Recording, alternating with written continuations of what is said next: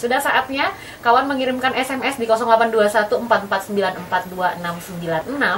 Pertanyaan apa saja yang ingin kawan ajukan mengenai topik yang tadi dibahas oleh Bapak Pendeta Esra tentang Yesus Kristus yang adalah Allah dan juga adalah manusia. Boleh juga kawan mengajukan pertanyaan mengenai topik-topik lainnya, asalkan masih seputar iman Kristen, silahkan langsung SMS saja. Ya, dan Jessica langsung saja ke SMS yang sudah masuk di 0821 449429696. Selamat malam Pak Pendeta Esra, saya Jericho dari SMA 3. Saya mau bertanya Pak Pendeta Esra pernah menjelaskan bahwa kekristenan itu adalah kepercayaan di mana salah satunya Tuhan atau Allah yang mencari kita. Tapi di Kitab Ibrani 11 ayat 6, di bagian akhirnya, Ibrani 11 ayat 6 mengatakan bahwa kita yang mencari Dia. Juga ada di Kitab Amos 5 ayat 4, di situ disampaikan bahwa kita harus mencari Aku yang adalah Tuhan. Pertanyaan saya, apa maksud kita mencari Allah, Bapak? Apakah itu maksudnya kita mengerjakan keselamatan kita sendiri, ataukah sebagai respon dari ucapan syukur karena kita telah diselamatkan? Ada ayat-ayat yang memang secara eksplisit menyatakan bahwa manusia sama sekali tidak mencari Allah. Ya, di dalam Roma pasal yang ketiga, ayat yang ke-11 ya. Tidak ada seorang pun yang berakal budi, tidak ada seorang pun yang mencari Allah. Jadi itu satu pernyataan doktrinal bahwa tidak ada manusia yang mencari Allah. Kalau manusia mencari berkat Allah, ya banyak. Manusia mencari perlindungan dari Allah, banyak. Manusia mencari sesuatu yang lain dari Allah, banyak. Tapi mencari Allahnya itu tidak.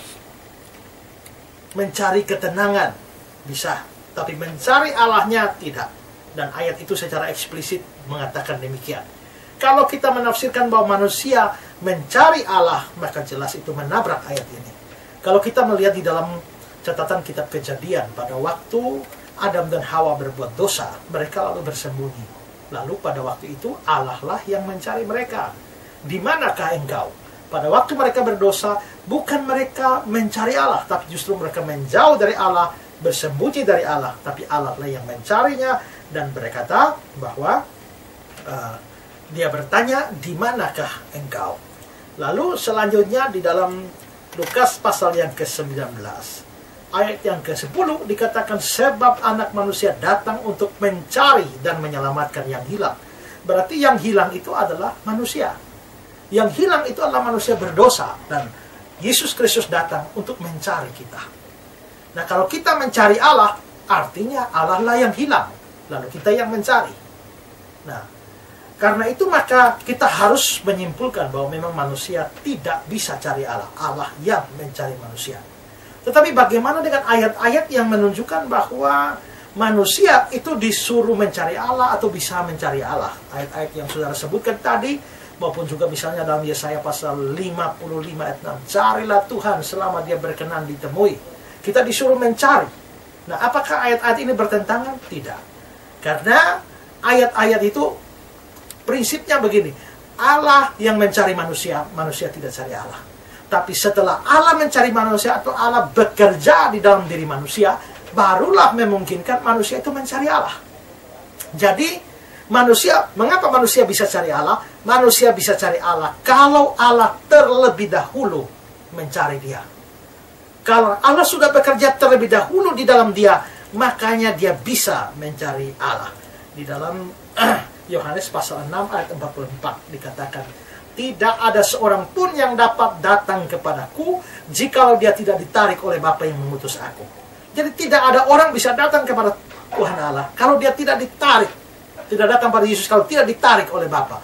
Jadi itu berarti bahwa Bapa mengerjakan atau bekerja untuk menarik seseorang datang kepada Yesus. Berarti orang bisa datang kepada Yesus. Kita kadang-kadang diperintahkan, datanglah kepada Yesus. Yesus bilang, marilah kepadaku. Tetapi seseorang tidak bisa datang kalau Allah Bapa tidak menarik dia. Demikian juga bahwa kita disuruh cari Allah, tapi kita tidak mungkin mencari Allah kalau Allah tidak lebih dahulu bekerja di dalam kita. Jadi kalau ada ayat-ayat yang mengatakan bahwa kita diperintahkan mencari Allah, itu menunjukkan bahwa Allah sudah bekerja lebih dahulu. Karena itu saya pernah mengutip kata-kata dari seseorang yang mengatakan bahwa di sini kutemukan Dia yang menemukanku. Jadi di sini kutemukan Dia, berarti saya menemukan Allah. Yang menemukanku berarti Allah telah menemukan saya lebih dahulu.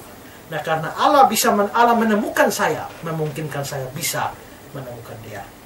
Nah, lalu tadi saudara mengutip ayat, tetaplah kerjakan keselamatanmu. Itu bukan berarti kita yang mengerjakan keselamatan kita sendiri, tidak. Tapi mengerjakan keselamatan kita itu dalam pengertian bahwa setelah kita mendapatkan keselamatan kita, maka kita tidak boleh tinggal diam. Kita harus terus mengerjakan keselamatan itu dengan perbuatan-perbuatan kebaikan atau perbuatan-perbuatan pelayanan atau juga semua perbuatan baik yang kita kerjakan. Nah, kalau kita melihat ayat itu ya, itu di dalam Filipi pasal yang kedua ayat yang ke-12. Hai saudara-saudara yang kekasih, kamu senantiasa taat, karena itu kerjakanlah keselamatanmu. Jadi kerjakanlah, kamu senantiasa taat, kerjakanlah keselamatanmu. Artinya adalah mengerjakan keselamatan itu berhubungan dengan ketaatan kita. Pada waktu kita taat, maka kita sementara mengerjakan keselamatan kita. Kata Yunani yang dipakai di sana adalah katergasomai, yang artinya selesaikanlah atau menyelesaikan. Sehingga kerjakanlah keselamatanmu artinya selesaikanlah keselamatanmu itu. Dengan cara apa? Dengan cara melakukan tindakan-tindakan atau perbuatan-perbuatan yang baik. Nah, sehingga mungkin bisa digambarkan begini. Kita ingat ya, mungkin ada lagu di Persekutuan Doa ya. Bersaksi terus sampai Tuhan datang. Bersaksi terus sampai Tuhan datang. Nah, bersaksi terus sampai Tuhan datang. Berdoa terus sampai Tuhan datang. Melayani terus sampai Tuhan datang. Memberitakan Injil sampai Tuhan datang. Itu sama dengan kita mengerjakan keselamatan kita. Jadi ayat itu tidak berkaitan dengan kita cari Allah ya. Tetapi Allah yang cari kita, Dia bekerja, baru kita bisa cari Dia. Iya. Kemudian ada pertanyaan lanjutannya, Pak. Tolong jelaskan firman Tuhan dalam 1 Korintus 14 ayat 22a. 1 Korintus 14 ayat 22a.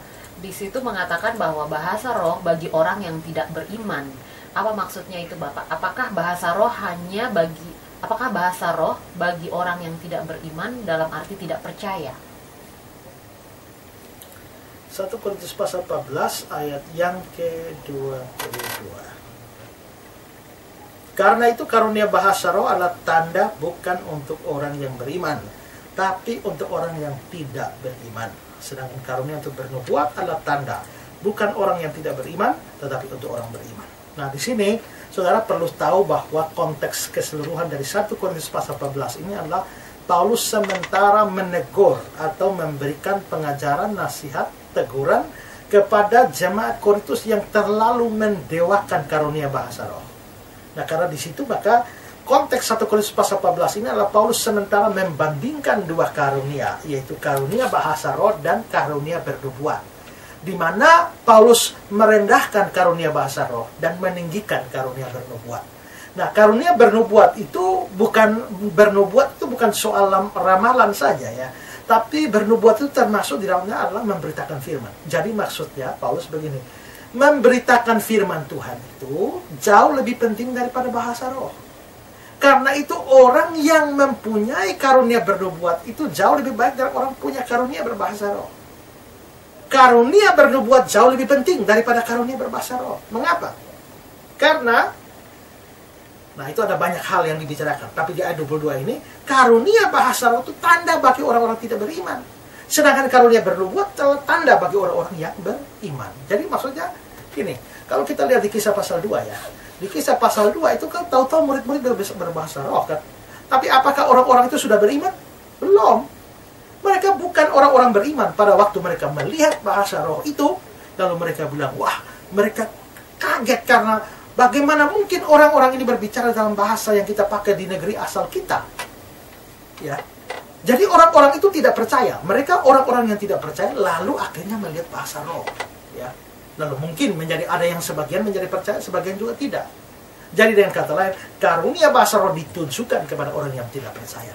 Tetapi karunia bernubuat itu karunia memberitakan firman Tuhan. Nah, memberitakan firman Tuhan semacam berkhotbah. Kita berkhotbahnya itu untuk orang-orang yang percaya kepada Kristus. Supaya mereka bertumbuh dalam iman, dalam pengertian firman dan sebagainya.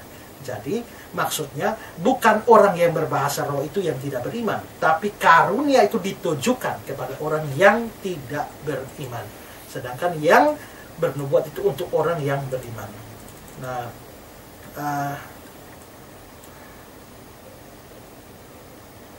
kalau di dalam bahasa Indonesia sehari-hari, ayat itu berbunyi, jadi karunia untuk berbicara dengan berbagai bahasa yang ajaib adalah sebagai tanda untuk orang tidak percaya, bukan untuk orang-orang percaya. Dan karunia untuk memberitahukan rencana Allah kepada manusia adalah tanda untuk orang yang percaya, bukan untuk orang yang tidak percaya. Ya. Iya, kita lanjut lagi ke pertanyaan yang berikutnya. Salam selamat malam Bapak Pendeta Esra. Saya ingin bertanya dalam Injil Markus 1 ayat 9 sampai dengan 10. Markus 1 ayat 9 sampai dengan 10 dikatakan bahwa Yohanes membaptis Yesus. Jika Yohanes membaptis Yesus, maka yang menjadi pertanyaannya Yesus sendiri dibaptis. Lalu siapa yang membaptis Yohanes? Karena kalau mau dilihat bahwa Yesus anak Allah, berarti Yesus berhak untuk membaptis Yohanes. Tapi dalam Injil ini disampaikan bahwa Yohaneslah yang membaptis Yesus. Yohanes membaptis Yesus. Yohanes sendiri dibaptis siapa? Tidak tahu. Alkitab tidak bicara apa-apa tentang itu. Ya, Alkitab tidak bicara apa-apa sehingga saya tidak bisa mengatakan apa-apa tentang itu. Ya. Jadi yang pasti kalau soal baptisan air tidak ada catatan apapun siapa yang baptis Yohanes. Ya. Tetapi kalau bicara soal baptisan Roh Kudus, ya, baptisan Roh Kudus adalah penerimaan Roh Kudus, maka sudah pasti yang membaptis Yohanes Pembaptis dengan Roh Kudus itu pasti Yesus.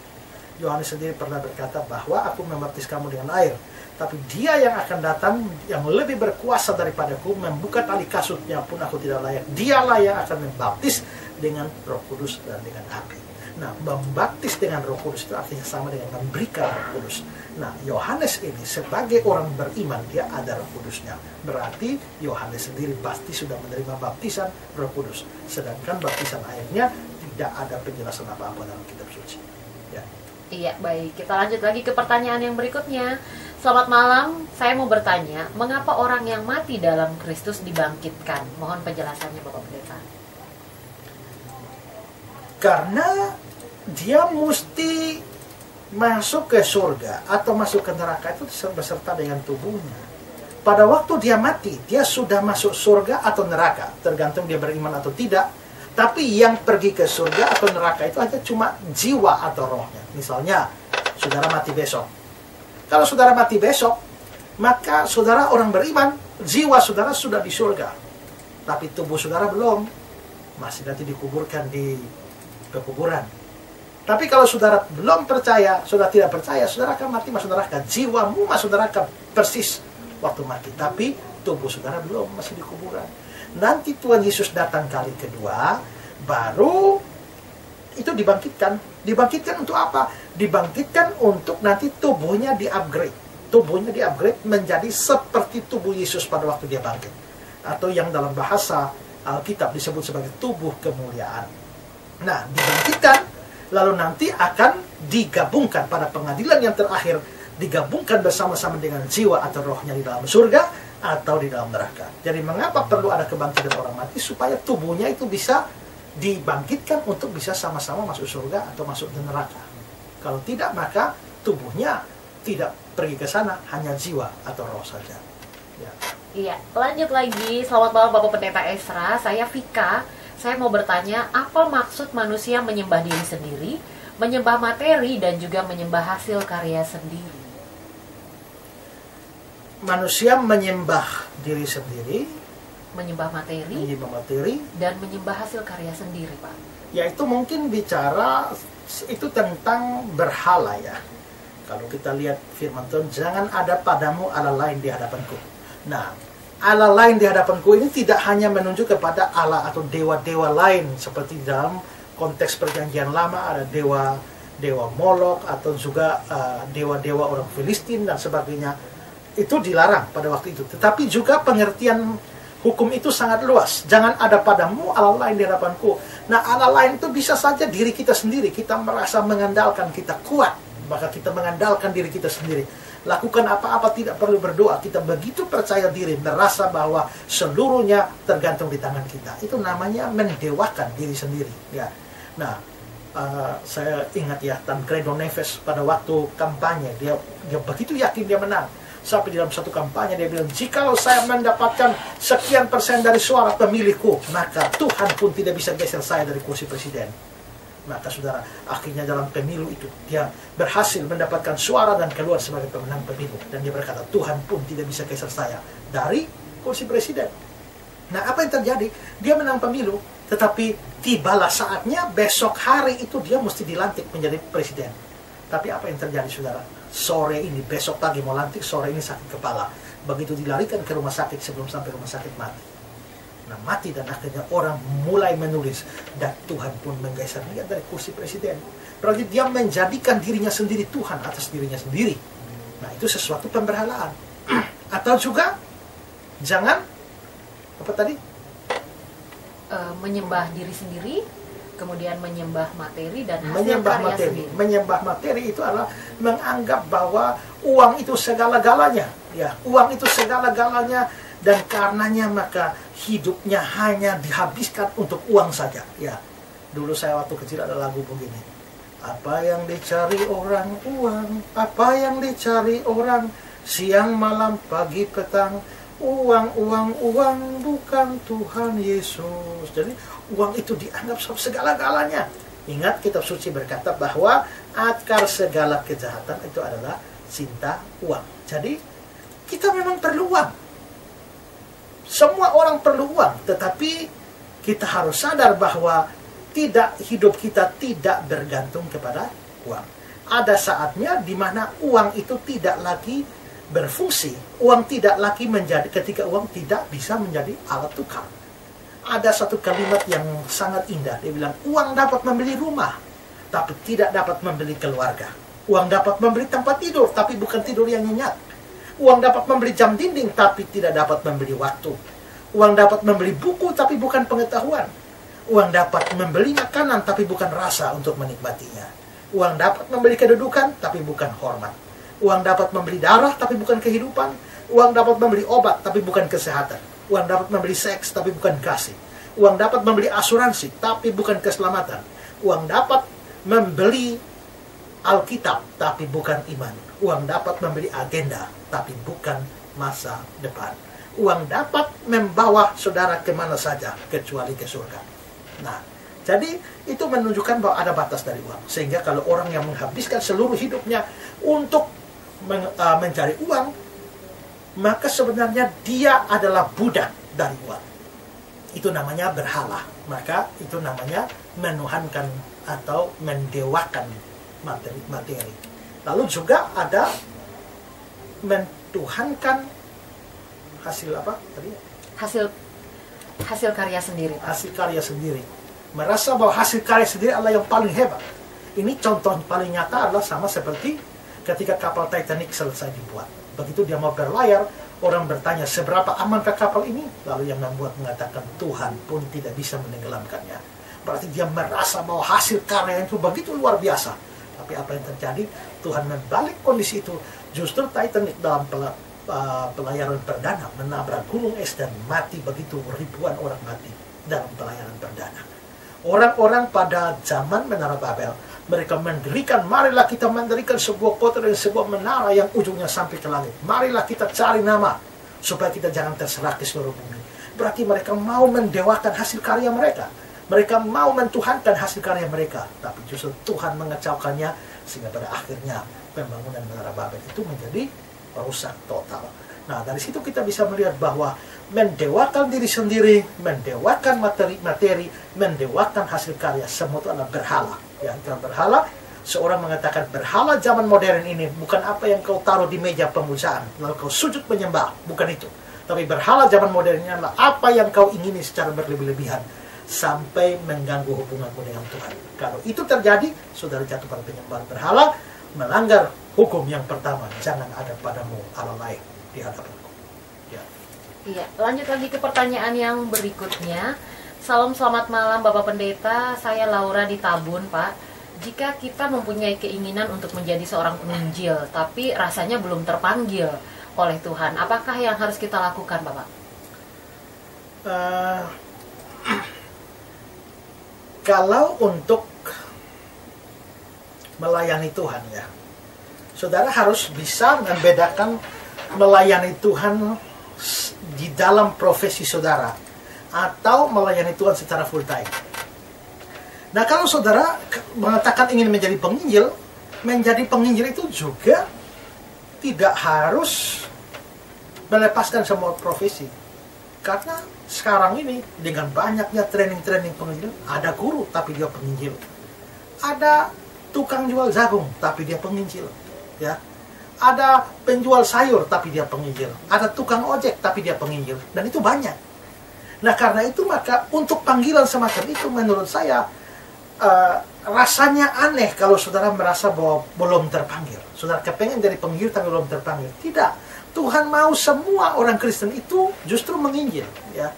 Karena itu maka kalau saudara merasa kepengen jadi penginjil, segeralah lakukan itu, ya. Segeralah mungkin ikut pelatihan-pelatihan atau apapun yang membuat saudara bisa memberitakan Injil. Tapi kalau yang saudara maksudkan adalah untuk melayani Tuhan secara full time, menjadi seorang penginjil yang tidak bekerja apa-apa lagi, dari situlah saudara membaktikan diri saudara. Itu yang sama seperti lagu membuang diri ke ladang Tuhan saudara. Nah, membuang diri ke ladang Tuhan, saudara tidak kerja lain lagi, itu hidup saudara adalah memberitakan Injil, maka itu memang membutuhkan panggilan khusus. Jika Tuhan tidak panggil untuk itu, jangan sorong-sorong diri.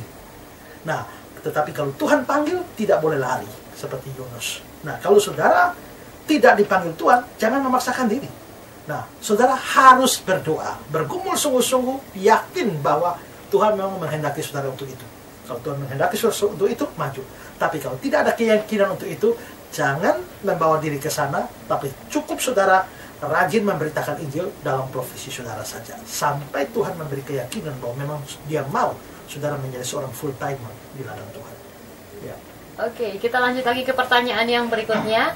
Salam selamat malam Pak Esra, saya Paul di Naikolan, Pak. Saya mau minta pendapat Bapak Pendeta, bagaimanakah mencari pasangan yang benar dalam terang firman Tuhan? Dan bagaimana untuk menjalani agar sesuai dengan firman Tuhan?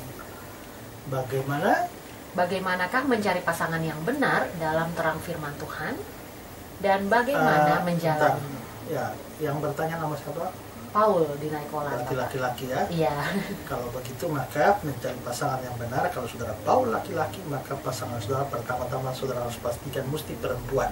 Iya, tidak boleh LGBT ya Pak ya? Mesti Paulina ya. Jadi kalau saudara Paul ya cari Paulina, jangan cari yang Maxi atau Johnny atau yang lain-lain ya. Maka pastikan bahwa pasangan saudara mesti lawan jenis saudara. Mengapa saya perlu ngomong ini? Karena ini kita melihat isu LGBT begitu luas, terjadi homoseksual, lesbian. Kalau saudara perempuan, pastikanlah bahwa jodohmu mesti seorang laki-laki. Kalau laki-laki, mesti perempuan. Itu pertama, ya. Nah, kedua adalah saudara mesti berpikir, setelah dia adalah lawan jenis saudara, berikut adalah dia itu orang beriman atau tidak. Seiman dengan saudara atau tidak. Itu penting sekali. Karena 2 Korintus 6 ayat 14 mengatakan bahwa janganlah kamu merupakan pasangan yang tidak seiman dengan orang-orang yang tidak percaya. Nah, karena itu kalau saudara mencari orang pasangan hidup, saudara mesti cari yang seiman. Ya, mesti cari yang seiman. Itu nomor jadi pertama, dia mesti lawan jenis. Kedua, mesti seiman. Yang ketiga, kalau dia sudah seiman, mesti cek berikut, dia cinta Tuhan atau tidak. Ya. Misalnya dia sama-sama agama Kristen tapi orangnya tidak cinta Tuhan, sedangkan saudara orang yang cinta Tuhan, itu menjadi problem besar di kemudian hari. Ya, jadi dia cinta Tuhan atau tidak, itu nomor 3. Yang nomor 4 yang harus dipikirkan adalah dia ini Kristen, kerohaniannya bagaimana? Ya, baik atau tidak? Karena ada banyak orang Kristen tapi hanya sekedar Kristen KTP saja. Nah, Dia mungkin ini masih mirip dengan cinta Tuhan tadi. Kalau dia orang Kristen sejati, dia pasti cinta Tuhan. Kalau dia tidak cinta Tuhan, dia hanya Kristen KTP saja. Nah, setelah itu mesti pikir, dia yang kelima adalah dia mau terlibat di dalam pelayanan atau tidak. Ya, kalau saudara adalah seorang yang cinta Tuhan dan rindu terlibat di dalam pelayanan, tapi pasangannya itu tidak suka pelayanan, itu jadi problem besar di dalam kehidupan saudara.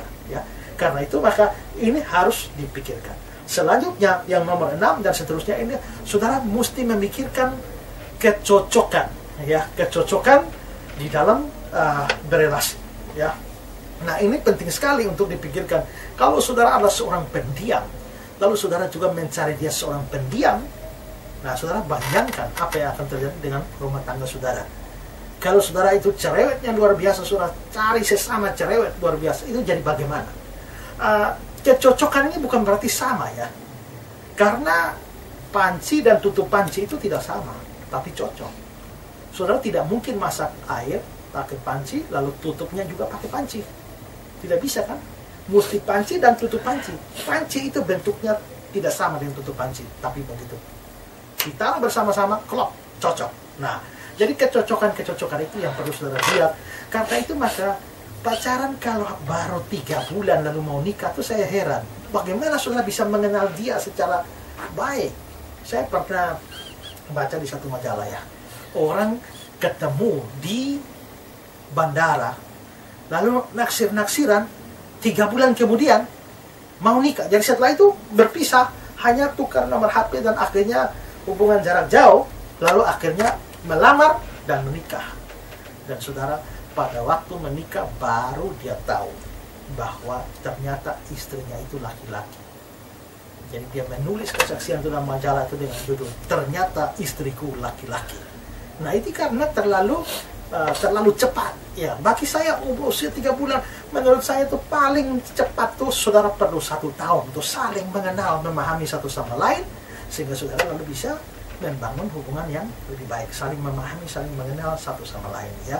Jadi itu beberapa hal yang perlu dipikirkan, dan juga saudara tentu harus banyak berdoa dan juga terlibat di dalam pelayanan, dan juga perhatikan ayat-ayat kitab suci yang mengajari tentang hubungan supaya tidak sampai jatuh ke dalam dosa. Ya. Ya, dan berbicara mengenai LGBT, kawan nanti jangan lupa untuk mengikuti kebaktian hari Minggu tanggal 13 Maret di Gereja Revival, karena nanti akan ada pembahasan khusus mengenai LGBT ya Pak Pendeta Esra ya. Ya. Ya. Nah, itu mungkin 2 minggu atau 3 minggu berturut-turut Ya. kita akan bahas soal LGBT. Ya. Dan nanti akan yang berbicara nantinya yang mengkhotbah ada Bapak Pendeta Esra dan juga nanti ada Bapak Dr. Bobby Kwamesa. Ya, jadi jangan lupa kawan, jika ingin mengikuti pembahasan mengenai LGBT, apakah sesuai dengan firman Tuhan, terus apa-apa saja yang dilarang oleh firman Tuhan seputar LGBT, jangan lupa untuk hadir dalam kebaktian Minggu 3 minggu berturut-turut di Revival, di Gereja Revival Cabang Air Oibobo ya. Jam 9 pagi. Jam 9 pagi kebaktiannya. Baik, kita lanjut lagi ke pertanyaan yang berikutnya. Selamat malam Bapak Pendeta, saya mau bertanya Pak, banyak yang mengatakan surga itu ada di telapak kaki ibu. Jika kita sebagai anak membenci ibu kita, apakah surga yang ada itu tidak bisa kita dapatkan atau masih bisa kita dapatkan Pak? Itu tadi bahasa ya, jadi jangan dipengerti hurufiah ya. Juga peribahasa itu mengandung makna supaya kita harus menghormati seorang ibu. Tapi tidak berarti bahwa kita mendapatkan surga dengan menghormati ibu. Kalau kita mendapatkan surga dengan menghormati seorang ibu, kalau begitu saya hormat ibu saya, pasti saya masuk surga, itu sesat. Itu namanya selamat karena berbuat baik ya. Jadi itu hanya dimaknai sebagai makna dari satu peribahasa yang mau menggambarkan bahwa seorang anak harus menghormati ibunya, itu saja ya. Tapi itu tidak berarti bahwa dengan menghormati ibu kita menjadi masuk surga, atau juga sebaliknya secara hurufiah bahwa betul-betul ada surga di telapak kaki ibu, tidak. Jadi kalau justru saudara berharap masuk surga karena saudara hormat ibu, itu justru sesat, saudara akan masuk neraka ya. Nah, jadi juga kalau saudara sudah terlanjur tidak menghormati ibu, nah jangan berpikir bahwa saudara pasti tidak bisa ke surga. itu tetap dosa. Tapi saudara harus minta ampun dosa saudara, minta ampun dosa saudara, percaya kepada Yesus sungguh-sungguh, dan saudara akan masuk surga. Bukan karena menghormat ibunya, tapi karena saudara beriman dan percaya kepada Yesus Kristus. Ya. Baik, kita lanjut lagi ke pertanyaan yang berikutnya. Selamat malam Bapak Pendeta, saya Eman di NBD. Saya mau bertanya tentang perbedaan antara sifat Allah yang ada di Perjanjian Lama dengan Yesus di Perjanjian Baru. Allah di Perjanjian Lama itu kalau tidak salah langsung disikat tanpa ampun. Tapi Yesus datang demikian, Pak. Malah Yesus mengajarkan jangan membunuh sekalipun musuh. Apa maksudnya, Bapak? Memang kalau kita melihat Allah itu mempunyai sifat yang kompleks ya. Dan di dalam Perjanjian Lama itu yang lebih ditekankan itu adalah sifat kesucian Allah dan keadilan Allah. Kesucian Allah artinya dia tidak berkompromi dengan dosa. Keadilan Allah menuntut hukuman bagi orang berdosa. Karena itu kita bisa melihat bahwa orang yang salah langsung dihukum mati dan lain seterusnya. Nah, tetapi di dalam Perjanjian Baru, sifat yang lebih ditonjolkan adalah kasih Allah. Sehingga kita bisa melihat bahwa Yesus datang sebagai perwujudan kasih Allah, dan klimaks dari kasih Allah itu adalah ketika dia mati di atas kayu salib. Makanya kita menyanyi, kasih Allahku sungguh telah terbukti ketika dia serahkan anaknya. Jadi berarti kita harus melihat tidak boleh secara parsial. Kita mesti melihat secara seimbang. Jadi jangan hanya menekankan keadilan dan kesucian murka Allah, tapi lupa bahwa Allah mengasihi. Nanti kita stres. Tapi jangan hanya menyoroti kasih Allah, tapi kita membuang keadilan Allah. Maka nanti kita menjadi orang yang kurang ajar. Nah, ada orang-orang tertentu, aliran-aliran tertentu yang terlalu menekankan kasih Allah. Misalnya saksi Yehova. Mereka terlalu menekankan kasih Allah sampai akhirnya mengabaikan keadilan. Lalu mereka mengatakan bahwa tidak mungkin Allah yang Maha Kasih itu menciptakan neraka. Karena itu orang saksi Yehova tidak percaya ada neraka. Ya. Mengapa mereka tidak percaya neraka? Mereka tidak bisa berpikir mana mungkin Allah yang penuh kasih itu bisa menghukum orang di dalam neraka, apalagi menghukumnya selama-lamanya. Tidak mungkin. Nah, itu karena mereka menekankan kasih Allah sedemikian rupa, mengabaikan keadilan Allah. Bahwa Allah itu biarpun dia Maha Kasih, tapi juga dia Maha Adil.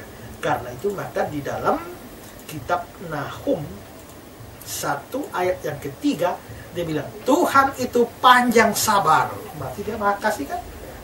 Tapi dia tidak sekali-kali membebaskan dari hukuman orang yang bersalah. Berarti dia Maha Adil.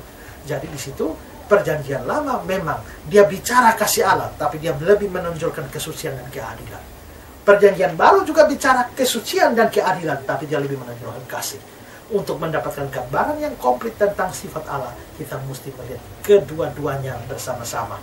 Maka kita bisa mendapati Allah itu adil, suci, dan juga kasih secara bersama-sama. Ya. Kita lanjut lagi ke pertanyaan yang berikutnya. Salam, selamat malam Bapak Pendeta Esra, saya Endi di Naikoten. Pertanyaan saya, Pak, seandainya Adam dan Hawa tidak berbuat dosa, apakah kita manusia masih berbuat dosa atau tidak, Bapak? Adam itu menjadi perwakilan kita, ya. Itulah sebabnya ketika Adam jatuh dan dalam dosa, kita semua dianggap orang berdosa. Kalau Adam dan Hawa tidak jatuh ke dalam dosa, mereka tetap suci. Kita semua dianggap orang suci. Kenapa bisa begitu? Karena kita, Adam dan Adam itu adalah perwakilan umat manusia. Sekarang ya, kalau kita ada pertandingan sepak bola, lalu dari Indonesia lawan Malaysia, yang main bola berapa orang? 11 bukan? 11 orang yang main. Yang lain tidak ikut main. Kita semua tidak ikut main. Tetapi kita menganggap bahwa itu tim kita. Kenapa? Karena itu timnya Indonesia. 11 orang yang main, tapi 11 orang itu adalah perwakilan Indonesia. Apabila 11 orang itu menang, maka disebut Indonesia menang, kita menang. Tapi andai kata 11 orang itu kalah, maka kita menyebut kita kalah, Indonesia kalah. Jadi kita ikut menang bersama kemenangan mereka, kita ikut kalah bersama kekalahan mereka. Kenapa bisa begitu? Karena itu perwakilan kita. Nah, Adam itu perwakilan manusia. Kalau Adam berdosa, semua kita berdosa. Adam suci, kita semua suci. Ya, jadi dengan demikian maka faktanya adalah bahwa Adam berdosa. Karena Adam berdosa, maka kita semua, tidak peduli siapapun kita semua akhirnya berstatus orang berdosa karena kita keturunan orang berdosa. Tetapi pada waktu kita percaya kepada Yesus Kristus kita ternyata suci. Dia menjadi perwakilan kita. Maka sekalipun kita ini dalam dunia ini, kita masih adalah orang berdosa, tetapi karena wakil kita yakni Kristus adalah orang suci, maka kita juga disebut orang suci. Ya? Karena itu maka kita melihat di dalam Alkitab, kita disebut sebagai orang-orang kudus. Mengapa kita disebut orang-orang kudus? Karena wakil kita adalah orang kudus, kita dikuduskan oleh Dia.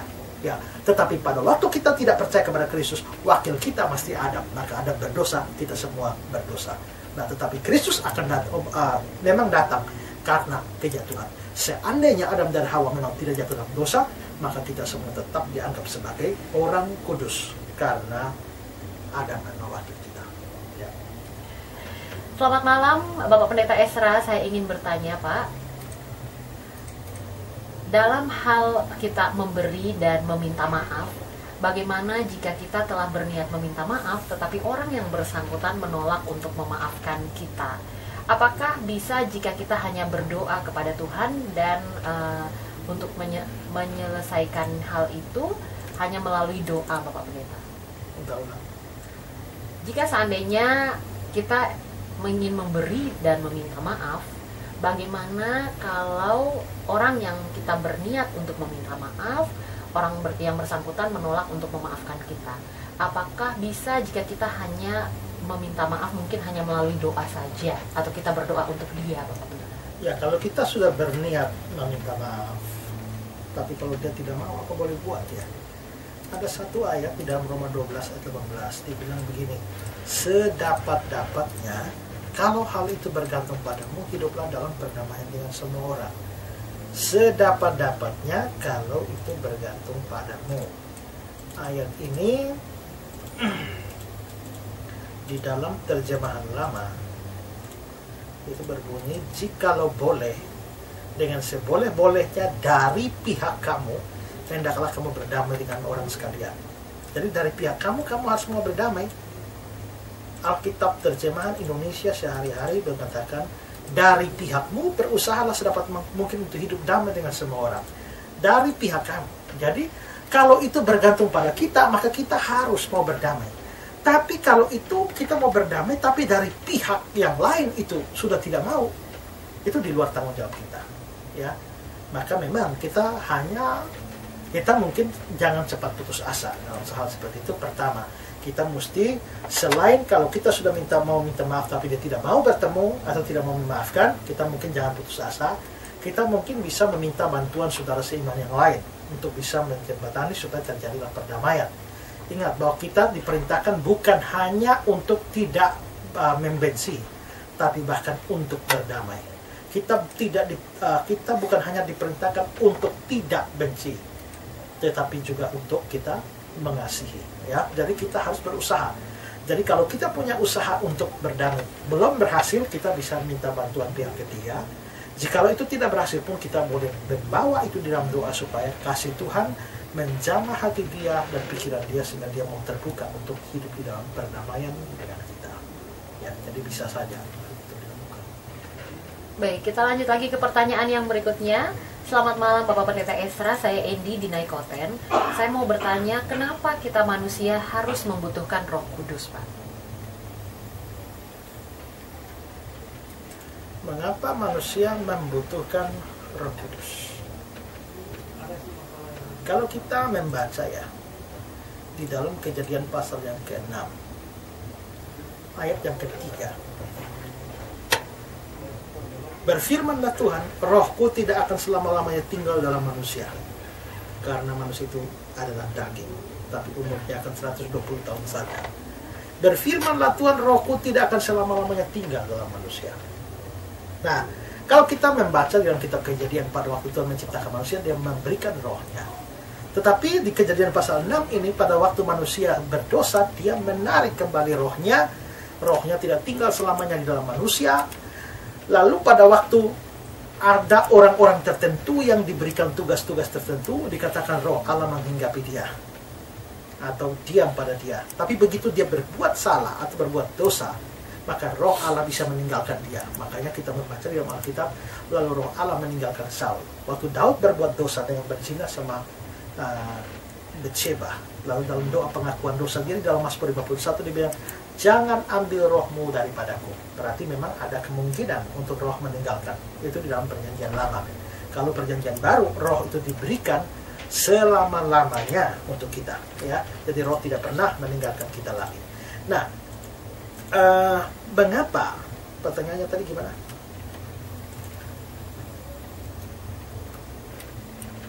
Mengapa kita sebagai manusia membutuhkan Roh Kudus, Pak? Kita sebagai manusia membutuhkan Roh Kudus itu dari kata-kata Yesus, ya. Yesus waktu berbicara tentang Roh Kudus itu, dia bilang begini, namun benar yang kukatakan ini padamu adalah lebih berguna bagi kamu jika aku pergi. Sebab jikalau aku tidak pergi, penghibur itu tidak akan datang padamu. Tapi jikalau aku pergi, aku akan mengutus dia padamu. Pertama, saudara, ya, dikatakan Roh Kudus itu adalah penghibur. Ya, kalau Roh Kudus penghibur Allah, dia pasti akan memberikan penghiburan kepada kita. Kita ingat bahwa kita manusia ini penuh dengan, kita rawan terhadap berbagai problem yang lalu akhirnya membuat kita menjadi sedih, kita menjadi ya putus asa dan sebagainya. Tapi dengan adanya Roh Kudus di dalam kita, kita dihiburkan, kita dikuatkan karena Roh Kudus itu adalah roh penghibur. Ya. Selain itu juga di dalam ayat 8 dibilang, dan kalau ia datang, dia akan menginsafkan dunia akan dosa, kebenaran dan penghakiman. Ya, dia akan menginsafkan dunia akan dosa. Salah satu pekerjaan Roh Kudus itu adalah membuat kita insaf akan dosa. Kalau Roh Kudus tidak bekerja, maka sukar bagi kita untuk menyadari dosa-dosa kita, dan karena itu kita menjadi memohon pengampunan, ya. Tetapi dengan adanya Roh Kudus kita menjadi lebih peka terhadap dosa. Lalu ayat 13 misalnya, ayat 12, ya, dia bilang, masih banyak hal yang harus kukatakan padamu, tapi sekarang kamu belum dapat menanggungnya. Tetapi apabila dia datang, yaitu roh kebenaran, dia akan memimpin kamu ke dalam seluruh kebenaran. Roh Kudus itu akan memimpin kita dalam seluruh kebenaran, sehingga makin hari kita akan makin mengerti kebenaran firman Tuhan dengan lebih baik. Kita mengerti apa tujuan Tuhan di dalam hidup kita. Kita menjadi lebih mengerti itu. Selain itu kita juga melihat bahwa kata penghibur di situ itu dipakai dalam bahasa Yunani adalah parakletos. Parakletos itu selain menjadi penghibur, dia juga bisa diterjemahkan sebagai advokat atau seorang pembela bagi kita. Maka Roh Kudus itu bisa menjadi pembela bagi kita. Dia membela kita dari apa? Ya, dia membela kita dari, kalau kita ingat ya istilah pembela itu, kita ingat istilah di dalam dunia hukum, ya, dunia pengadilan, di mana ada pendakwanya, lalu ada pembela. Nah, kita itu seringkali didakwa oleh iblis. Nah, kita didakwa oleh iblis, dan di situ Roh Kudus tampil sebagai parakletos. Sebagai parakletos itu dia adalah pembela bagi kita, ya, dari tuduhan-tuduhan setan. Ingat, setan itu mempunyai satu nama, ya, satu nama yaitu Diabolos, dan itu menunjuk kepada dia sebagai penuduh atau dia sebagai pendakwa. Ini kita ingat di dalam Wahyu pasal 12 ayat yang ke-9 dan 10. Dan naga besar itu, si ular tua yang disebut iblis dan setan, dia menyesatkan seluruh dunia dan dilemparkan ke bawah, dilemparkan ke bumi. Lalu ayat 10-nya, dan aku mendengar suara nyaring dari surga berkata, sekarang telah tiba keselamatan, kuasa dan pemerintahan Allah kita, dan kekuasaan dia yang diurapinya, karena telah dilemparkannya ke bawah pendakwa saudara-saudara kita yang mendakwa mereka siang malam di hadapan Allah. Jadi iblis ini mendakwa kita. Saudara, coba saudara berbuat dosa. Ketika saudara sudah berbuat dosa, habis berbuat dosa, saudara tidak tenang, kan? Tidak tenang itu bisa karena pekerjaan Roh Kudus, tapi bisa juga karena pekerjaan setan. Nah, kalau saudara belum mengakui dan memohon ampun dosa itu bisa saja pekerjaan Roh Kudus. Tapi kalau saudara sudah minta ampun, tapi saudara tetap frustrasi dengan dosa itu, seolah-olah ada suara bahwa Tuhan tidak akan mengampuni, dosamu terlalu besar, tidak ada orang mau mengerti dan memaafkan kamu lagi dengan semua dosamu, kita tahu itu adalah dakwaan. Nah, kalau kita itu dakwaan, maka di sini kita mempunyai Roh Kudus sebagai parakletos atau sebagai penolong, pembela bagi kita. Jadi bukan hanya sekedar penghibur atau penolong, tapi juga sebagai pembela. Itu fungsinya Roh Kudus dalam hidup kita. Ya. Baik, kita lanjut lagi ke pertanyaan yang berikutnya. Selamat malam Bapak Esra, saya Orpa. Saya mau bertanya Pak, maksud dari kitab 2 Timotius 3 ayat 2, kitab 2 Timotius 3 ayat yang kedua, yang di bagian ada tulisan tidak mempedulikan agama. Bagaimana pendapat Bapak terhadap saudara-saudara kita yang mungkin berpindah dari agama Kristen ke agama lainnya yang tidak percaya pada Yesus, juga sebaliknya? Apakah Allah akan menerima mereka ketika Ia datang sebagai hakim yang adil? Sebenarnya kata-kata tidak mempedulikan agama itu tidak berbicara soal orang-orang yang berpindah agama.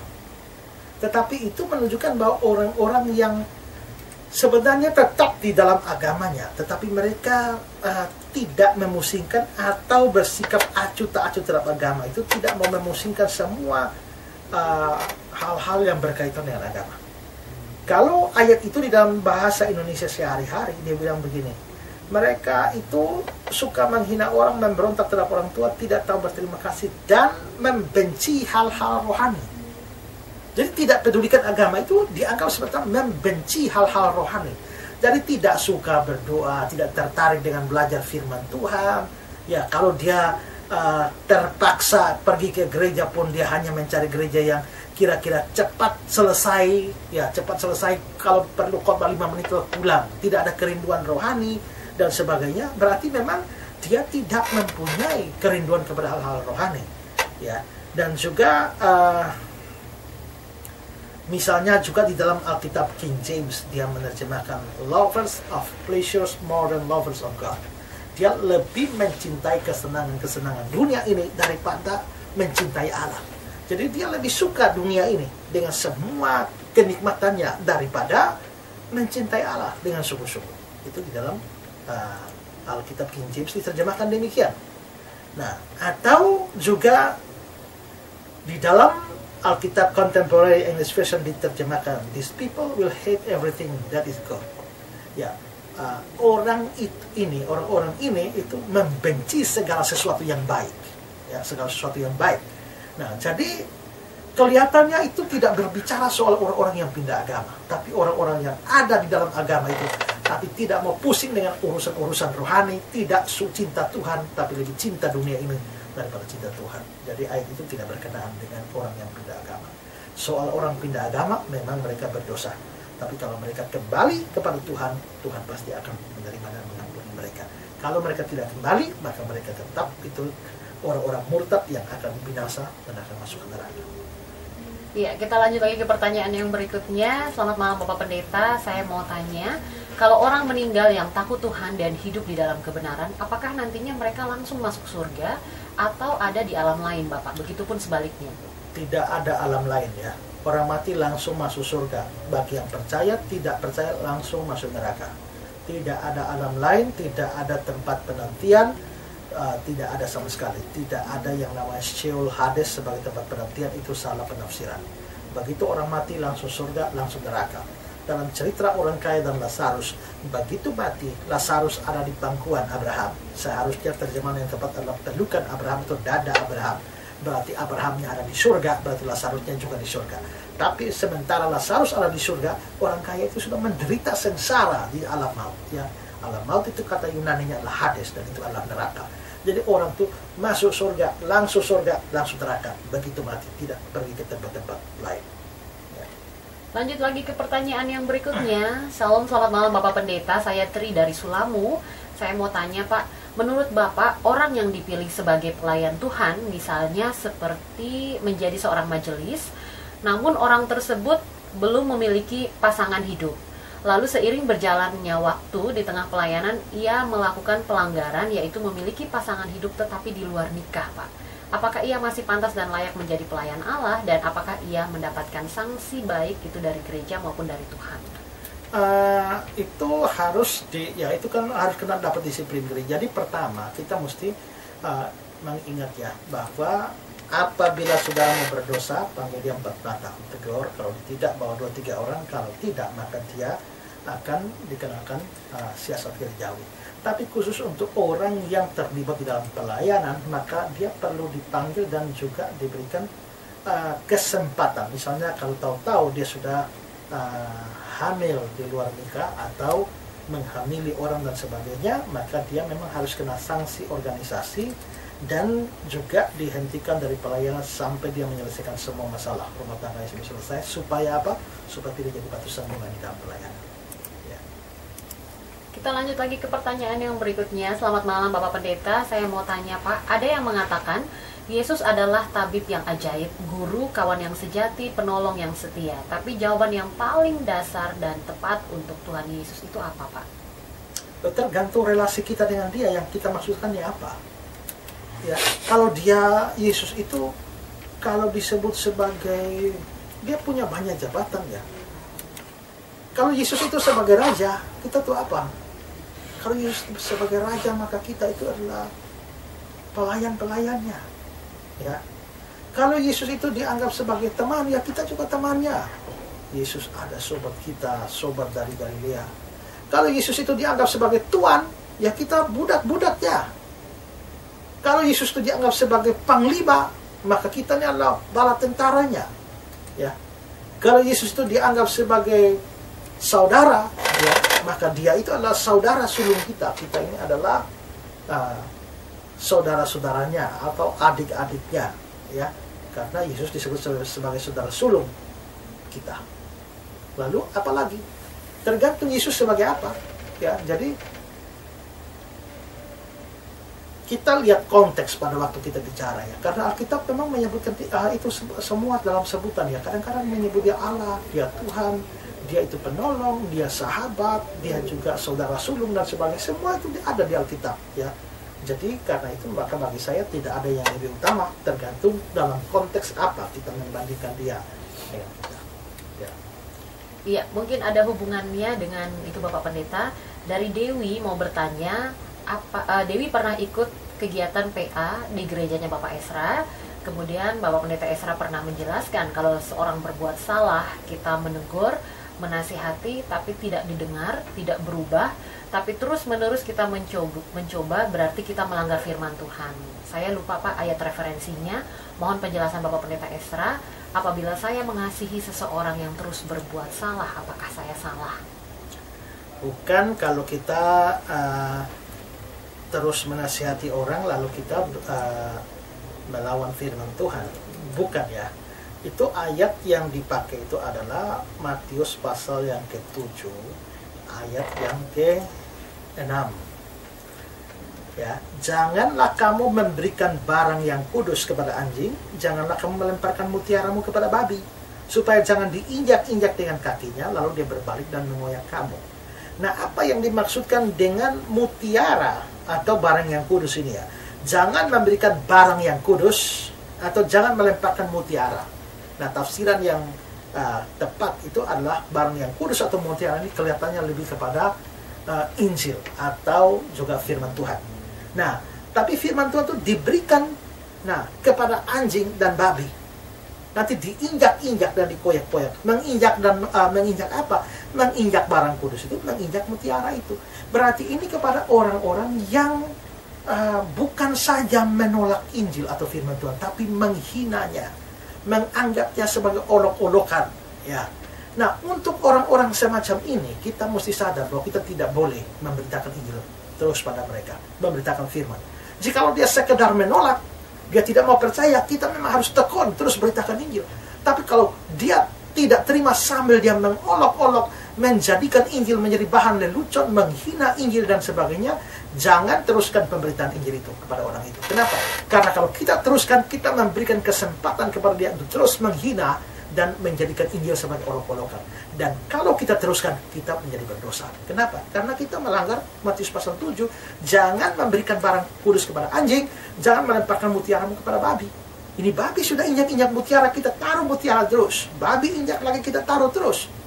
Babi dan anjing itu tidak layak diberikan barang kudus dan mutiara. Hentikan pemberian itu. Demikian juga firman Tuhan dan Injil yang seperti mutiara atau barang kudus itu kita mesti hentikan ketika itu diinjak-injak atau dihina atau dianggap olok-olokan. Kalau kita teruskan, justru kita berdosa. Tapi kalau sekedar orangnya hanya tidak percaya atau belum mau percaya, kita boleh meneruskannya. Itu tidak salah. Tanpa dia menghina dan merendahkan Injil. Ya. Iya, kita lanjut lagi pertanyaan berikutnya. Selamat malam Bapak Pendeta, saya ingin bertanya, apakah berpacaran dengan pacar yang berbeda aliran ibadah atau berbeda denominasi? Contohnya perempuan gemit, laki-lakinya GSJA, apakah itu baik atau tidak Bapak? Yang dilarang oleh kitab suci adalah kalau kita berhubungan dengan orang yang tidak seiman. Kalau kita seiman, artinya sama-sama percaya beriman kepada Kristus, maka tentu tidak masalah. Tapi bagaimana kalau beda gereja, beda aliran? Nah, itu memang bisa jadi masalah kalau kita tidak mengkomunikasikannya. Karena itu maka tidak ada salahnya menjalin hubungan dengan orang itu, tapi saudara harus membicarakan sejumlah perbedaan. Kalau tidak, itu jadi masalah. Misalnya, gereja seperti GSJA itu kan menerima baptisannya harus selam. Tapi gereja gemit misalnya menerima baptisannya percik. Nah, yang percik ini kan sudah memerciknya pada waktu bayi, waktu kecil, sudah dibaptis. Tapi sementara gereja gemit misalnya menganggap bahwa itu anak-anak sudah dibaptis, gereja-gereja seperti GSJA dan lain sebagainya kan tidak menerima baptisan anak. Mereka anggap belum baptis. Nah, kalau saudara misalnya dari gemit, pasangan saudara dari GSJA, dia bisa saja melihat saudara ini orang yang belum dibaptis. Dan kalau misalnya diajarkan, saya tidak tahu guys, dia ajarkan bagaimana. Seandainya diajarkan bahwa kalau tidak baptis selam tidak masuk surga, nah maka pasangan saudara akan menganggap bahwa saudara yang tidak dibaptis selam saudara tidak akan masuk surga. Sedangkan saudara merasa bahwa saya sudah dibaptis, ya saya sudah percaya Yesus, saya pasti akan selamat. Maka itu terjadi bentrokan. Nah, terjadi bentrokan, maka itu menjadi masalah besar. Belum lagi doktrin yang lain, misalnya yang satunya bahasa roh, tapi yang satunya saudara menganggap itu bahasa roh apa itu, bahasa roh palsu, tapi dia menganggap itu dari Roh Kudus. Nah, ini kalau berdoa dia bahasa roh, saudara kehilangan damai sejahtera dan tidak mau berdoa, sedangkan dia menganggap saudara menghina karunia dia. Nah, lalu bisa terjadi bentrokan satu sama lain. Pada waktu saudara punya anak, karena saudara dari latar belakang gemit misalnya, saudara mau anak saudara kecil dibaptis, tapi dia tidak mau. Karena apa? Dia tidak bisa. Baptisan anak itu tidak alkitabiah. Tunggu sampai dewasa, baru baptis lagi. Maka terjadi pertikaian. Jadi itu bisa menjadi masalah. Karena itu memang maka bagi saya itu orang yang berbeda aliran kalau dalam pacaran mesti membicarakan hal-hal seperti itu sebelumnya. Dan pada waktu saran saya sebaiknya adalah bahwa saudara berdua sejak dari pacaran sudah membicarakannya dan memutuskan di mana saudara berdua akan bergereja. Itu penting sekali, karena kalau tidak maka saudara akan beda pemahaman. Kecuali saudara menganggap bahwa hal-hal rohani tidak penting, saudara tidak peduli. Tapi saudara peduli pada hal-hal rohani, itu semua akan menjadi masalah di kemudian hari. Jadi saya tidak bisa mengatakan ya atau tidak, tapi saudara harus mengkomunikasikannya. Kalau saudara berhasil mengatasi semua perbedaan-perbedaan itu, silakan lanjutkan kepada jenjang pernikahan. Ya. Ya, satu pertanyaan terakhir untuk sesi tanya jawab kita malam hari ini. Selamat malam Bapak, saya Maria dari Tabun. Mau tanya, apakah benar setiap kata yang kita keluarkan itu adalah doa? Misalnya seperti kita mengucapkan sumpah lewat SMS. Saya tidak menganggap bahwa semua kata itu adalah doa ya. Terus mengucapkan sumpah lewat SMS itu salah ya saudara ya. Saya tidak setuju dengan orang yang sedikit-sedikit bersumpah. Bukan berarti Alkitab melarang sumpah secara mutlak. Alkitab mengizinkan kita juga bersumpah dalam kasus apa? Dalam kasus-kasus di mana itu memang membutuhkan. Jikalau tidak, maka tidak perlu bersumpah. Kalau ya, katakan ya, tidak, katakan tidak. Itu saja. Tapi tidak perlu bersumpah. Orang yang kebanyakan bersumpah sedikit-sedikit demi. Saya anggap itu orang tidak beres. Saya anggap orang-orang itu kalau terlalu banyak sumpah, mengapa dia memerlukan sumpah untuk kata-katanya dipercaya? Mungkinkah dia sadar bahwa tanpa sumpah kata-katanya tidak bisa dipercaya? Makanya dia perlu merasa menambahkan sumpah di situ supaya dipercaya. Saya tidak anti sumpah. Orang di pengadilan juga disumpah boleh, ya. Tapi kalau dalam pembicaraan hari-hari yang remeh, omong sedikit sumpah, bagi saya itu tidak betul itu ya. Dan karena itu juga maka apalagi saya tidak tahu pembicaraannya apa, tapi kalau sedikit di SMS masalah yang remeh, sumpah. Nah, lagi pula saudara ya, kalau saudara sumpah itu tidak ada kuasanya tanpa restu Tuhan di dalamnya. Saudara mau sumpah 1000 kali pun, kalau Tuhan bilang tidak, tidak. Ingat kasus Bileam di dalam Alkitab kan? Dia mau menyumpahi tetapi justru berubah jadi berkat. Ya, jadi 1000 kali orang menyumpahi saudara, kalau Tuhan tidak berkenan untuk sumpah itu, saudara tidak akan kena apa-apa. Ya, tapi 1000 kali saudara bilang memberkati orang, tapi Tuhan memang tidak mau memberkati orang itu, maka orang itu tidak akan diberkati. Ya, jadi bukan tergantung orangnya, bukan tergantung kata-kata orangnya, tapi tergantung Tuhan. Iya, baik. Itu dia jawaban dari Bapak Pendeta Ezra dan mengakhiri sesi tanya jawab kita, sekaligus mengakhiri Revival Voice kita untuk malam hari ini. Namun sebelumnya menutup Revival Voice kita, Bapak Pendeta Ezra akan berdoa. Ya, saya kembali memberikan informasi tadi bahwa dalam 3 minggu berturut-turut mulai hari Minggu ini, minggu depan dan seterusnya, 3 minggu ke depan di gereja saya itu akan membahas masalah LGBT ini, ya. Dan yang menjadi pembicara adalah saya bersama Dr. Bobi Komesa. Kalau saudara ingin ikut, silakan berkunjung ke gereja Revival di Jalan Bakti Karam, Bobo, atau di Cabang Air jam 9 pagi. Dan bahas LGBT dari sisi medis, sisi psikologis, sekaligus dengan Alkitabiah. Ya, itu pengetahuannya. Kita berdoa. Tuhan, terima kasih karena kami boleh mendapatkan kesempatan 1 jam lebih, hampir 2 jam untuk belajar firman Tuhan. Biarlah apa yang sudah hamba-Mu bagikan masih jauh dari sempurna, tapi Tuhan menyempurnakannya dalam pikiran dan dalam hati pengertian dari semua pendengar. Tuhan, biarlah mereka menjadi orang-orang yang cinta Tuhan, yang mengasihi Tuhan, beriman kepada Tuhan secara sungguh-sungguh melalui semua firman yang mereka dengar lewat program Revival Voice ini.